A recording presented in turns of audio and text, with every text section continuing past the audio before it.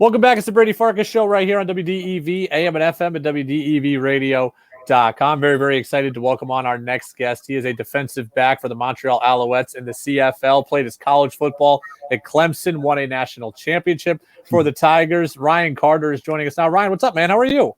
I'm doing well. Excited to be on the show. Missing football, but definitely excited to be back. Well, I appreciate you being with us. Yeah, Alouettes, you were here in 2019, and the Alouettes had a very good year in 2019, a good bounce-back year, made the playoffs again. What made you want to come back to Montreal in this upcoming season?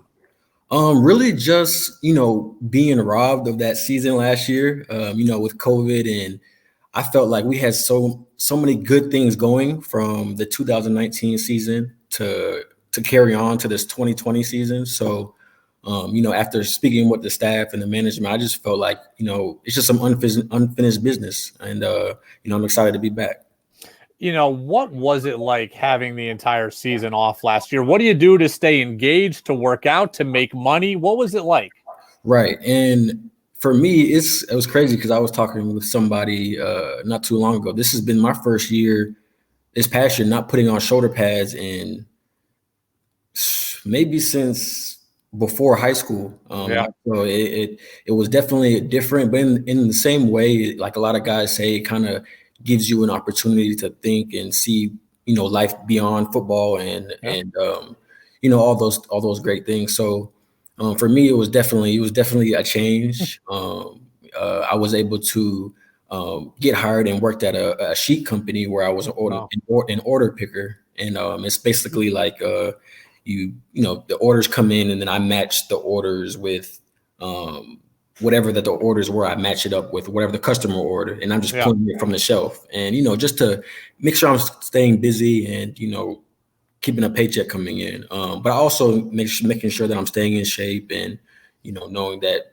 we're already back in March. Admit it. How long did it take you to learn the rules of the CFL? Because I'm still confused on them. Man, it was definitely different. When I first got out there, just a wider field, there being 12 guys on the field, the motion, the waggle with the receivers. Once you get past those things, it's still just football. It's still the same X's and O's. That's, similar to the American game. But it was definitely a learning curve. But I feel really good learning at the position that I was at. I was playing the wide side of the field at field corner, and playing that position, I was able to, just get a good feel of how different, the game is. And it was a very good experience for me, a very good learning experience for me. I've talked to a lot of CFL guys over the years, but I think they're all on offense, and they all talk about how great it is to use the goalpost as an advantage to you when you're in the red zone. You might be the first defensive player I've ever talked to. What is it like playing defense in the red zone with the goalpost there? Man, it's tough. It's definitely in the way, especially when you get down there in the red zone. It gets very compacted down there. So it's definitely different, it being right there. I guess you kind of almost have to have your head on a swivel in a way, just making sure that, you don't run into the goalpost, because that could be bad, but it's definitely different. When you tell people you play in the CFL, what is the reaction? And the reason why I ask is because I played Division III college baseball. And when you tell somebody you play Division III, they're looking at you like, okay, it's not Division I, so who cares? Right. When you tell people you play in the CFL, what's the reaction? I would say a little bit of both. Like sometimes, they ask, oh, well, why are you not playing in the NFL? Or, I would say, I get a little bit of both. And it's interesting to see how the game, how much people don't understand, or they're not even aware of how the CFL game is, because it's just Americans are so in tune with, college and the NFL. So when I tell people, like, some people are, I get good reactions and I get some bad reactions, and it's just, a part of it. But I feel like, once you get out there and you play, man, it's just still football.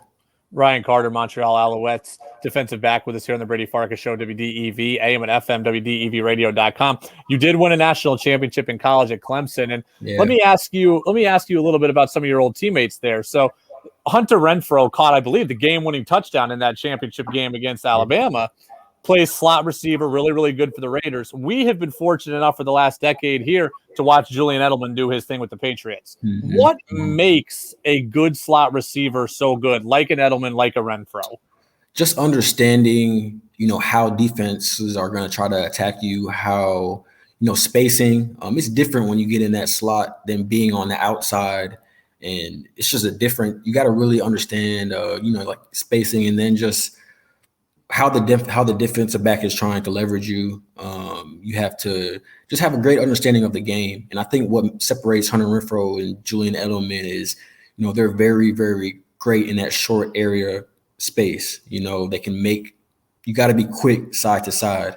And I feel like those things are what separates, Julian Edelman and Renfrow. And then me just playing against Renfrow, he's always been a guy who's just his routes are always crisp, always perfect, and it's just all it takes is that little bit of separation, and it could be 6.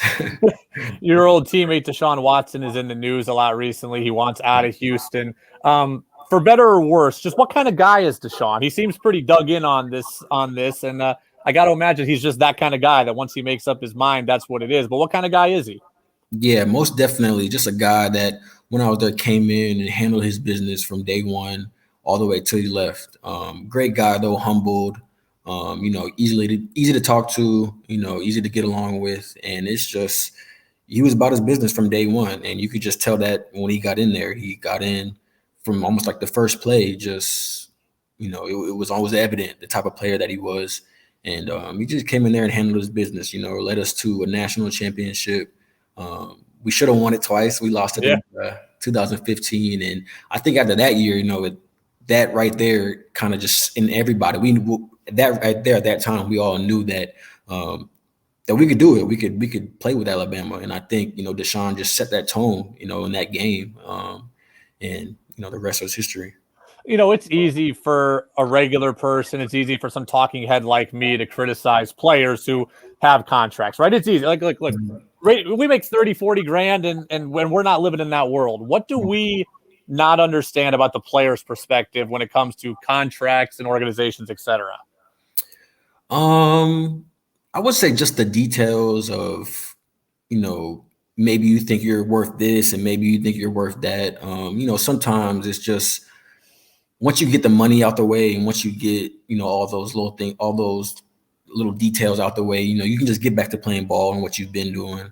But the contracts, it's just, speaking, if you have an agent, I know some guys don't have an agent, some guys represent themselves. And, it's just, having faith in what you put on the field before that season before to go into that next contract and, just going from there.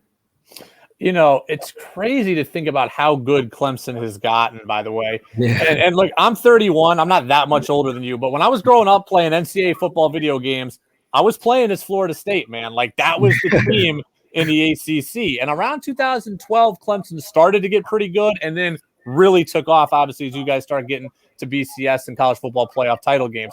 What was it like to be a part of something that you helped build rather than coming to something that was already established? Right. And I agree with you. When I was first coming in out of high school, I was just excited to be playing Division I football. I didn't even realize how, good that Clemson was going to be. I was just excited to be there. But I saw how the trend where it was going, and it kind of started, that Taj Boyd era. Yeah. And I kind of saw the trend that it was going, and it was just so exciting for me to be a part of that and just be around some of the great players that I had the pleasure of being around, and just working hard, putting in the work every day, and just seeing us reap the benefits of that. And it was just really amazing for me to have been a part of something special. And now that I'm out of it, I can really, see just how thankful I am to have been a part of it. And it's just a dynasty now. So it's definitely special for me to have, been there, been a part of it. We won the ACC championship, 2015, 3 years in a row.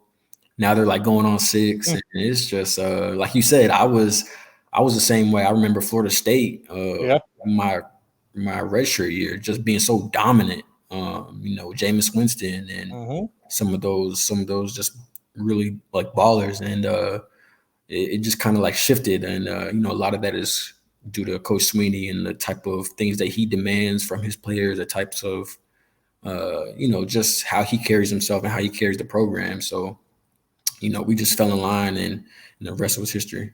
I'm not sure if you were a video game guy, but I may have the year wrong, but PlayStation 2, NCAA Football 10, CJ Spiller may have been the most dominant video game athlete of all time. That's like my first – you mentioned Taj Boyd, but like him and CJ Spiller are my first memories of Clemson being good. Yeah, CJ Spiller really set the tone, just greatness, just a running back who just dominated the game. And now he's coaching, actually. He's back coaching coaching running backs at Clemson. And I've never understood about Clemson, and pardon my ignorance on this. When I think of Clemson, all I think of is orange and white. Where did this fascination with purple come in when it comes to Clemson? I have no idea, to be honest. But what I can say is I wish we wore purple more. We wear the all-purple jerseys, military appreciation game. Yeah, that's when we wear the all-purple. And I really love that combination of the all-purple. I wish we wore it more. But it's it's definitely a different color.